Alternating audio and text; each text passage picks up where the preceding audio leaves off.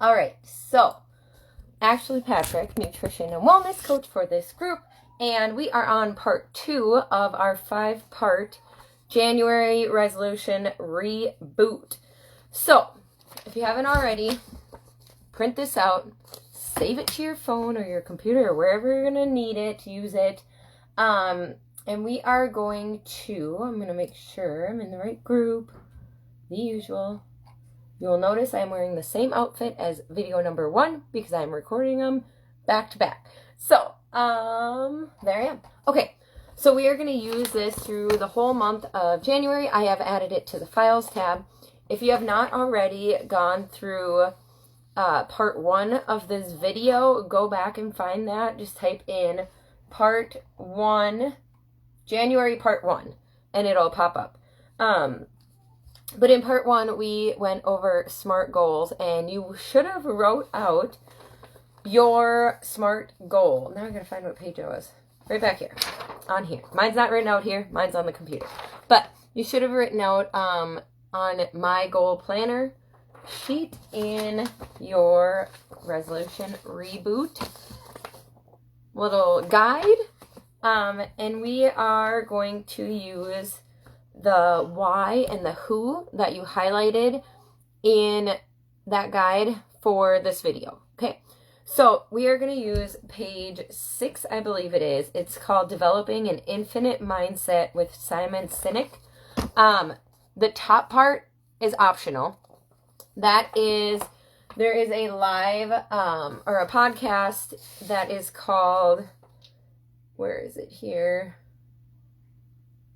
Right here. It is under the Tuesday. If you go in here and click on Tuesday, you can actually click on the link and it's going to bring you to the podcast.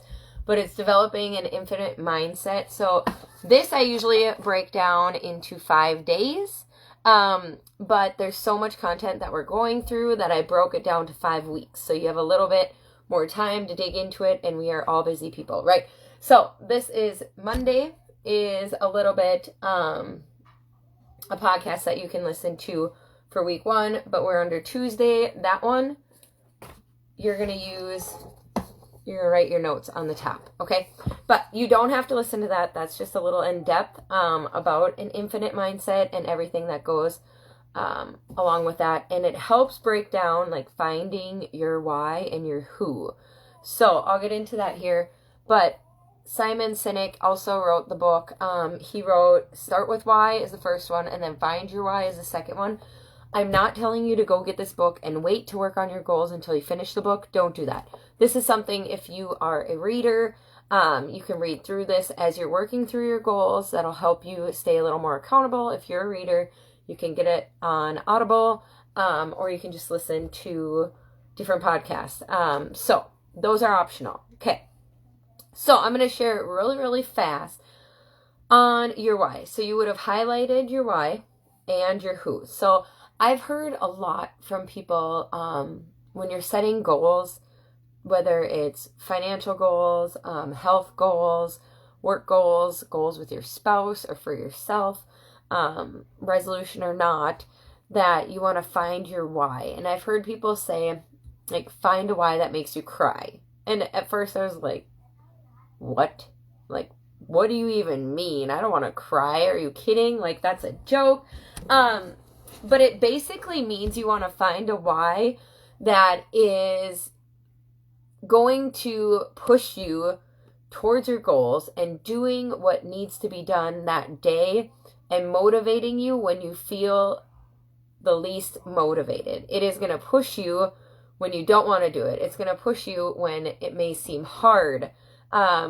Whatever this is for your goal, it might be writing a few pages in a book you're trying to write. It might be pushing play on your workout or going to the gym or meal prepping if it's a nutrition goal or whatever it is, drinking that water. Maybe it's getting up and doing your work at home after you get home from work when you maybe just want to sit on the couch and watch YouTube videos or Netflix or whatever it is. Okay, so your why is going to be something in your mind that you, like, it gets your butt out of bed. It gets your butt off the couch or whatever, and it gets you to do the thing that you need to do for your goal. So there's not one specific thing that everybody needs to do. It's going to be different for all of us. So your why, like my example would be, my why for becoming healthier is because there's a few of them, but mainly it comes back to like my children and my spouse. Like, I don't want to be the mom. I used to be the mom that it was hard for me to get off the couch. I would watch the kids play on the floor and I didn't have the energy. I didn't feel good with my health. I do have an illness that I've had since I was 15, but it's like how I was eating and how my mindset was, and everything I was doing was not helping me to fight against that illness, like to work towards my goals. So my why is like being able to run outside and chase them and play with them without getting tired. It's to be healthier and live a longer life so that when they start having children, I can be around and be that cool grandma instead of the grandma that's having surgery and falling over all the time and overweight and always sick and, you know, like not being the active grandma that I want to be, which is kind of crazy if you think about it, for me thinking about being a grandma, but hey, it's there. Okay.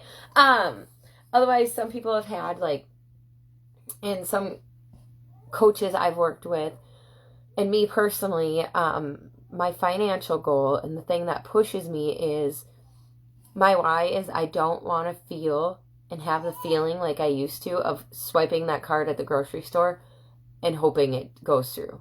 I don't want to have the feeling of like putting the card in there and trying to figure out what bill we're going to cancel or what bill we're going to skip for the month so we can put food on the table.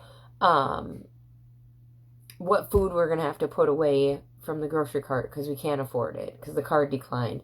Who I'm going to call to bring me some money so I can get groceries. Like that feeling, I don't want to have that. I don't want to experience that again. So that's something that like pushes me forward. Like I think of that why when I'm maybe just sitting on the couch and ready to start a Netflix show or something, you know? So that's a why that makes you cry. Like if you think about it, you might get teary-eyed. And then the who, it's nice to have other people a part of your why, because it's so easy for us to let ourselves down. It's so easy for us to come up with the excuses of why we maybe don't need to do a goal or work towards a goal that one day or whatever reason. It's easy for us to let ourselves down for us to be like, oh, well, if I don't do this, like my kid doesn't get to go to a private school. My kid isn't going to be able to play hockey like she loves.